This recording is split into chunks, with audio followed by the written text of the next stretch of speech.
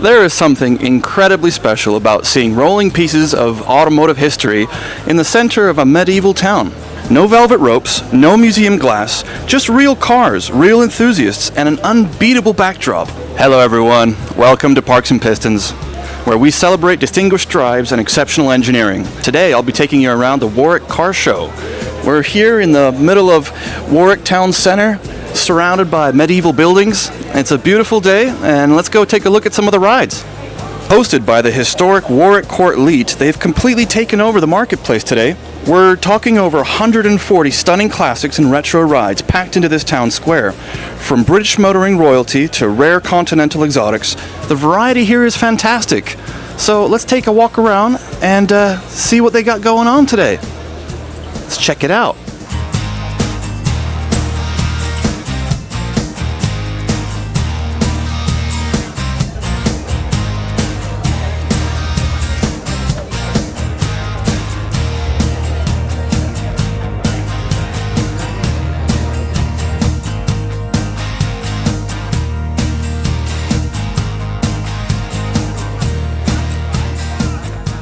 Starting off, we have this astonishing E-Type Jaguar Coupe with its long louvered bonnet, interior in beige, and it turns out that this is one of the more sought-after variants, packing a 5.3-liter V12. And I love those exhausts. This is a 1954 Chevrolet 210 in a custom hot rod style. It's got a bright orange body with a white roof, detailed pinstriping, tone-on-tone bullet-style grille and bumper, polished wheels. I mean, look at that custom interior. A lot of work has gone into this. And the open hood reveals the customized Chevy Small Block V8, and it's got a dual blower. This has been a labor of love. Next, we have a classic vintage hot rod based on a 1932 Ford. It features a traditional chop-top coupe body paired with an Oldsmobile Rocket V8 and wide white wall tires. And over here we have a familiar Bel Air. Nice to see it again. It was featured in my Gate and Gathering video. Go check it out. I love these miniature models hiding inside the nose cone. This is a fully restored 1942 Chevrolet AK series pickup truck in a custom hot rod style. This pickup features a distinctive waterfall chrome grille, custom glossy burgundy paint, and lacquer teak wood bed. The level of detail here is phenomenal. And next to it is another no expense spared restoration, perhaps from the same shop. This one is a 1956 Ford F100 in a hot rod style. I love the look of these trucks, bold, masculine, and powerful. And this one has a 6.3-liter V8.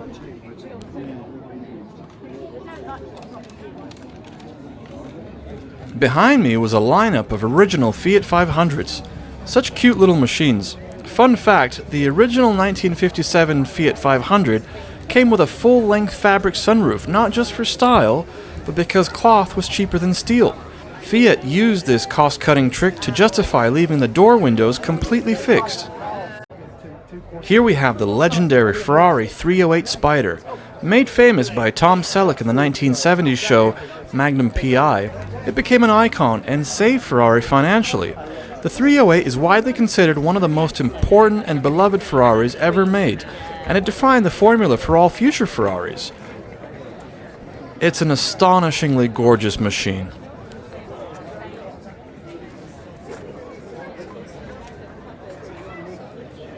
Next to it we have a flock of pristine classic MGs.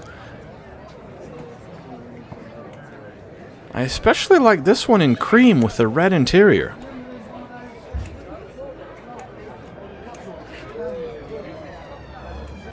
Wow, there's some amazing cars here. And they're really packed in. Everything is parked right bumper to bumper into this little market square. It's super cool. Here we have a Rolls-Royce Silver Cloud with the beautiful Spirit of Ecstasy on the bonnet. This silver blue paint looks so elegant in the sun.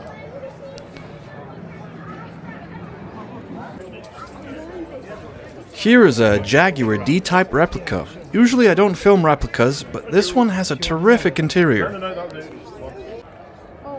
This engine is a turbocharged 2.5-liter PRV V6 that belongs to a Renault Alpine GTA Turbo. The French make some of the quirkiest designs, but I love this car. Super 80s style. And here we have another E-Type Jaguar. This one has its bonnet open and displaying its polished 6-liter 4.2-liter engine. And on the interior has a classic wood-rimmed steering wheel. It looks immaculate.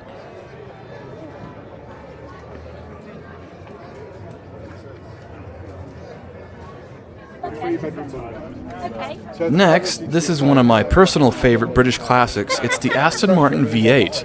It has this fastback roofline that makes it look like a sophisticated Mustang Mach 1. It's like a gentleman's muscle car. Spa, 1971, the 24-hour race. The Mercedes W109 300 SCL, which right before the race was laughed at and called the Red Pig, is a class winner and second overall in the 24-hour race. This heroic moment in history was the birth of AMG, and nobody's laughing now. The original car was destroyed testing aircraft tires, and this car was built as a road-legal homage to the original. What a great story, and even managed to get the license plate. This is an Austin Healey frog-eyed Sprite. I had one of these adorable machines on my Southam Classic video. Take a look because they are so cool. This one has a lovely cream paint. The backdrop of this town is just fabulous. Here we have some Fords. This one is a Model A 2-door, and the one next to it is a Roadster. It was so cool how 2 additional seats just folded out of the trunk, or from the boot if you're from the UK.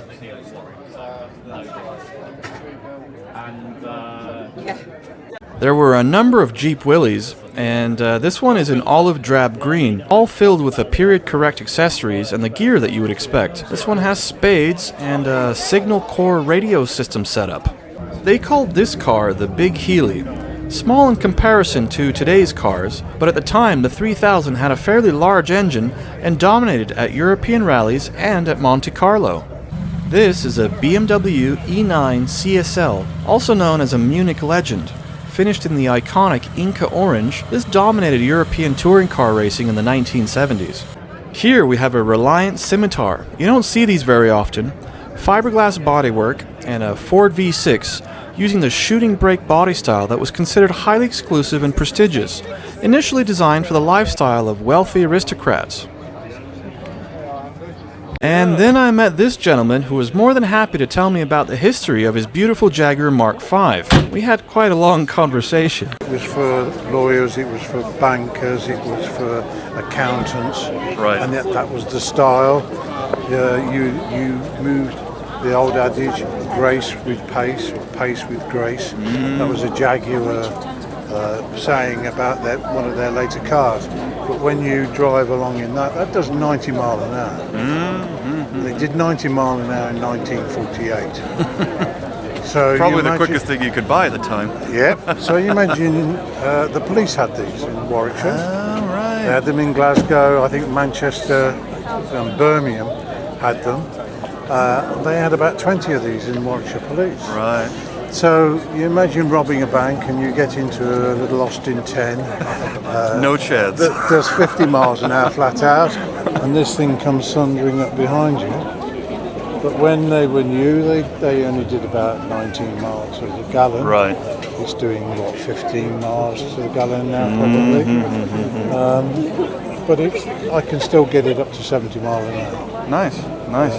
I run out of road and nerve then. Also the brakes, right? Because how much does it weigh? Well, I'm at, same as my old Mondeo estate. Oh, okay. Same size and everything. Right. I find it remarkable that they all had these vertical grills, and of today's brands, the only one that's retained it is Rolls-Royce. But they all used to have them. Well, they used to be also so that they were like Venetian blinds, so that you could close them up in winter and that sort of thing. That mechanism went, and so that was a feature, as you rightly say, on cars. And you could tell that that was a Jaguar by that grille. You could tell that that was a Rover V8 by its grille. And that, look at electric cars now. You cannot tell whether it's a Mercedes, an Audi, Quite a right, Volvo. yes. They've lost identity. Well, hey, thank you very much. You're more Much welcome. appreciated. But of course, a lot of these out in, survived out in places like Australia, New Zealand, California, Yeah, where there's no salt and there's dry atmosphere. yeah, and they last forever. There you go. All right. Thank you very much.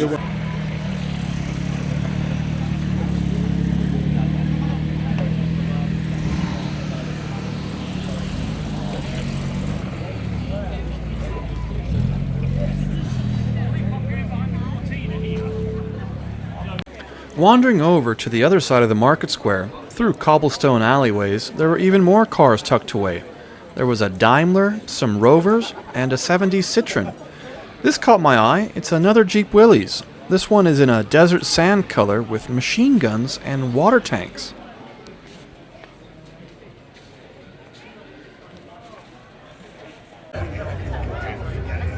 And making my way back to the main square, there's clearly many cars I've missed, so please let me know in the comments which ones do you want to see more of next time.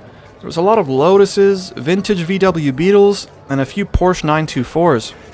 I saw this from a distance and I wanted to get close up. It's this pink Cadillac, a 1957 Coupe de Ville. The front bumper features massive cone-shaped chrome protrusions known as Dagmars, mimicking military jet nose cones. This car makes such a statement. 5.5 meter long, 2-door luxury hardtop, and it was defined by its pillarless side glass, heavy chrome grilles, and jet-inspired tail fins. In post-war America, this design showcased opulence by intentionally prioritizing dramatic styling, excessive length, and artistic flair over everyday utility. The Warwick Classic is a truly terrific show. There's something special about the relaxed atmosphere of the marketplace, surrounded by the historic architecture and filled with incredibly friendly people. It's the perfect backdrop for the fantastic variety of machines that show up here. Unlike modern traffic, these are real cars with identity, charm, and soul. The exact kind of exceptional engineering we love to celebrate here on Parks and Pistons. Let me know down in the comments which was your absolute favorite from today.